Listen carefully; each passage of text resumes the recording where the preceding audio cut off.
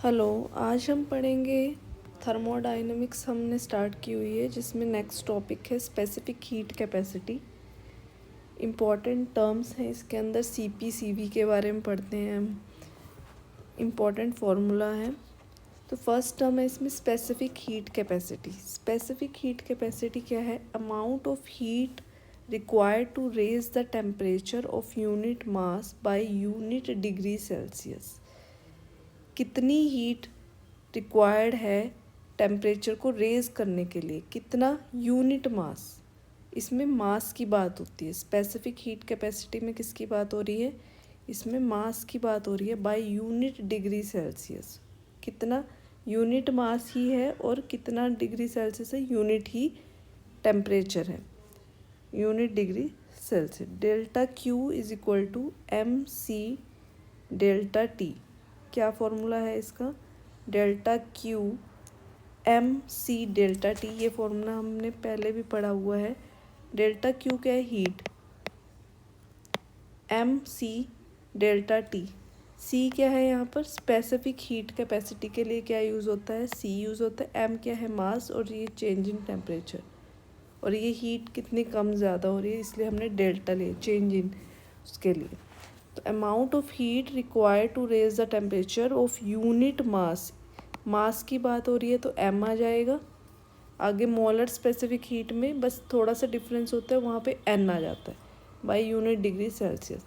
ये क्या है? Specific heat capacity. सी क्या है? Specific heat capacity. सी की वैल्यू क्या आ जाएगी? डेल्टा क्यू, और ये हम नीचे ले जाएंगे एम डेल्टा टी। ये आ जाएगा इससे फॉर्मूला। नेक्स्ट क्या है? Molar specific heat capacity. Molar में क्या होगा? Amount of heat required to raise the temperature of 1 mole. बस मास की जगह क्या आ जाएगा? मोल आ जाएगा बाय यूनिट डिग्री सेल्सियस। बस चेंज कहाँ पे है? मास के। उसमें मास था स्पेसिफिक हीट कैपेसिटी में, यहाँ पर मोलर ऐड हो गया है तो यहाँ पर 1 मोल हो जाएगा। Delta Q N C delta T. N क्या है? मोल के लिए क्या ले लेंगे? एन ले लेंगे। सी डेल्टा टी। सी यहाँ पर कैपिटल सी का यूज़ कर रहे हैं, वहाँ पर हमने स्मॉल सी का यूज़ किया था। स्मॉल सी था स्पेसिफिक हीट कैपेसिटी, और कैपिटल सी क्या है? Molar specific heat capacity. Molar के लिए हमने कैपिटल वाला यूज़ किया, molar specific heat capacity. Specific heat capacity. यहाँ पर हमने एम लिया था क्योंकि वो मास था, यहाँ पे मोलर है तो एन लेंगे मोल्स के लिए। कैपिटल सी की वैल्यू क्या आ जाएगी? Delta Q N delta T. हमें पता है एन, जो एन का फॉर्मूला क्या होता है? M by M. Mass, M क्या है? मास, और एम कैपिटल एम क्या है? Molar mass. यहाँ पर पुट कर दो, इसमें क्या आएगा? पुट कर दो इसकी value C delta Q. N की वैल्यू क्या है? M M delta T. ये ऊपर जाके क्या हो जाएगा? ये ऊपर जाके हो जाएगा, कैपिटल एम ऊपर चला जाएगा, delta Q small M delta T. इतना आ गया हमें? इतना समझ आ गया? अब ये क्या है? कैपिटल सी था ये तो हमारे पास, ये कौन सी थी? मोल वाली थी। स्मॉल सी थी specific heat capacity, simple mass वाली, और कैपिटल सी क्या है? Molar specific heat capacity, moles वाली। M delta Q M delta T. अब ये आपको पता है ये किसकी वैल्यू है? ये हमने ऊपर फॉर्मूला पढ़ा था, delta Q M delta T. ये क्या है? स्मॉल सी था ना, तो ये हमने लिख दिया स्मॉल सी। ये क्या है? Capital C. बस हमें ये डिफरेंस रखना है कि मोल वाली कौन सी है और मास वाली कौन सी है। कैपिटल सी जो है वो आपकी मोल वाली है, मोलर स्पेसिफिक हीट कैपेसिटी है, और जो स्मॉल सी है वो मास वाली है आपकी स्पेसिफिक हीट कैपेसिटी। दोनों ही क्योंकि स्पेसिफिक हीट कैपेसिटीज़ हैं। कैपिटल सी क्या है? मोल्स वाली है, मोलर है, और स्मॉल सी क्या है? मास वाली है। नेक्स्ट है C V and C V C P. C V क्या है? Molar specific heat capacity. Constant volume के लिए हमने सी वी यूज़ किया है। बस उसमें क्या आ जाएगा?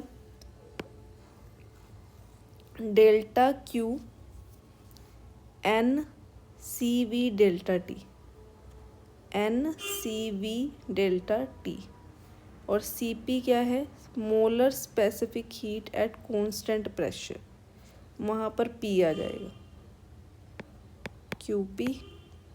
ठीक है, और ये क्योंकि वो किसकी बात हो रही है, कांस्टेंट प्रेशर की बात हो रही है, और यहाँ पर कांस्टेंट वॉल्यूम की बात हो रही है। बस यहाँ पर आपने ये हमने टर्म पढ़ी थी ना, delta Q N C molar specific heat में, क्योंकि मोलर की बात हो रही है तो एन वाली लेंगे हम, N C delta T, capital C है ये, वी कांस्टेंट वॉल्यूम तो N C V delta T, इस तरीके से आ जाएगा। सी वी की वैल्यू हमें ये याद रखनी पड़ेगी। सी वी की वैल्यू होती है F/2R। F क्या है, डिग्री ऑफ फ्रीडम होता है। सी पी की वैल्यू क्या है, F/2 +1 ऐड हो जाता है बस इसमें R। और C P minus C V कैसे निकालेंगे, F/2 +1 R माइनस, हम ये निकाल रहे हैं C P minus C V, F/2 R, F/2 R plus R, तो ये कैंसिल हो जाएंगे और रह जाएगा हमारे पास C P minus C V is equal to R। ये क्या आ गया हमारे पास, ये सब गैसेस के लिए वैलिड है, for all gases C P minus C V is equal to R, यहाँ तक। अब नेक्स्ट है थर्मोडाइनमिक प्रोसेसेस, बहुत ही इंपॉर्टेंट है। आइसोबारिक प्रोसेस पढ़ेंगे पहले हम। आइसोबारिक में क्या होता है, प्रेशर कांस्टेंट रहता है। आइसोबारिक में क्या है, प्रेशर कांस्टेंट होता है। बार किससे रिलेटेड होता है, प्रेशर से रिलेटेड यूनिट है। और प्रेशर कांस्टेंट किस में रहता है, हमने पहले पढ़े हैं कि चार्ल्स लॉ में क्या होता है, प्रेशर कांस्टेंट होता है, तो चार्ल्स लॉ वैलिड होगा इसमें, चार्ल्स लॉ वैलिड होगा। और ideal gas equation P V is equal to N R T. R क्या है, universal gas constant, T temperature and moles, P V pressure और वॉल्यूम। अब प्रेशर कांस्टेंट है, इसमें प्रेशर कांस्टेंट होगा और ये तो कांस्टेंट है ही, तो जो वॉल्यूम है वो डायरेक्टली प्रोपोर्शनल होगा टी के। और एक टर्म हम लिखते हैं इससे, फिर V1/T1 V2/T2, इससे ये टर्म आ गई।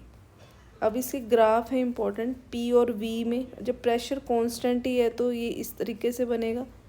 पी और टी में भी प्रेशर तो कांस्टेंट है, ये ऐसे ही बनेगा। वी और टी तो डायरेक्टली प्रोपोर्शन है, अगर वी बढ़ रहा है तो टी भी बढ़ेगा, तो इसलिए स्ट्रेट लाइन आ गया ये इम्पॉर्टेंट था इसके अंदर। और इसमें molar specific heat capacity, molar specific heat capacity में सी पी हमें पता है, हमने पढ़ा है कि F/2 +1 R की बात होती है। और इसी तरह इसको हम गामा R गामा -1, ये हमें याद रखने पड़ेंगे दोनों, इसकी ये वैल्यू भी और ये वैल्यू भी। Delta Q is equal to, अब प्रेशर कांस्टेंट है तो हम कांस्टेंट वाली ही लेंगे ना इसमें। अब मैंने बताया था कि वॉल्यूम में था तो हम V लिख देंगे। अब यहाँ पे प्रेशर कांस्टेंट सी पी में, यहाँ N C P delta T, बस ये चेंज आ जाता है। डेल्टा क्यू की वैल्यू थी एन सी डेल्टा टी। अब सी कांस्टेंट प्रेशर है, कांस्टेंट प्रेशर पे N C P delta T, ये आ जाएगा। और डेल्टा यू जो इंटरनल एनर्जी होता है, चेंज इन इंटरनल एनर्जी, तो हमेशा ही सेम रहती है उसकी वैल्यू, उसमें सी पी कंसिडर नहीं करते, उसमें सी वी ही होता है, N C V delta T. सभी प्रोसेसेस के लिए ये सेम वैल्यू होती है, internal energy never changes, same रहती है, यही वैल्यू होती है चाहे कोई भी प्रोसेस हो। इसमें हम पहले, अभी तो हम आइसोबारिक पढ़ रहे हैं, आगे आइसोथर्मल भी पढ़ेंगे, आइसोकोरिक भी पढ़ेंगे। तो उसमें क्या होता है, सारों में जो इंटरनल एनर्जी की वैल्यू होती है वो यही होती है, N C V delta T. N ये मोलर वाली थी इसलिए कैपिटल सी ही यूज़ कर रहे हैं, ये याद रखना है आपको। और वर्क डन क्या होगा, वर्क डन हमें पता है फर्स्ट लॉ ऑफ थर्मोडाइनमिक्स से, D Q is equal to D U plus D W से। वहाँ से हम W delta Q minus delta U आ गया यहाँ पे। डेल्टा Q की वैल्यू क्या है, क्योंकि हम कांस्टेंट प्रेशर की बात करें इसलिए हमने P लिया है, और QP की वैल्यू क्या है यहाँ से ले लेंगे, ये पुट कर दी हमने। और डेल्टा U हमें पता है NCV डेल्टा T होता है। यहाँ से क्या क्या कॉमन आ गया, N कॉमन आ गया, डेल्टा T कॉमन आ गया, बचा क्या अंदर CP माइनस CV। और हमें पता है CP माइनस CV क्या होता था, R होता था। तो ये लिख लिया R delta T, NR delta T। यहाँ से ये आ गया। तो होप आपको समझ आया हो। इसी तरह से हम नेक्स्ट और प्रोसेसेस करेंगे। इसमें जो मेन फार्मूला याद रखने हैं आपको, CV की वैल्यू याद रखनी है, F/2R होती है। CP में 1 ऐड हो जाता है F, और एक और वैल्यू होती है इसकी gamma R, gamma -1। Delta Q की वैल्यू क्या होती है, NC डेल्टा T। ये हम N की वैल्यू तो मोल वाली बात करें इसलिए कैपिटल C लिया है। अगर कांस्टेंट वॉल्यूम की बात होगी तो सिंपली CV डेल्टा T आएगा, और डेल्टा QP में यहाँ पर CP आ जाएगा। इनकी बात होती है। ओके, नेक्स्ट हम और प्रोसेसेस में नेक्स्ट और करवाऊँगी। Hope you like it. Please like करें, सब्सक्राइब करें। थैंक्स।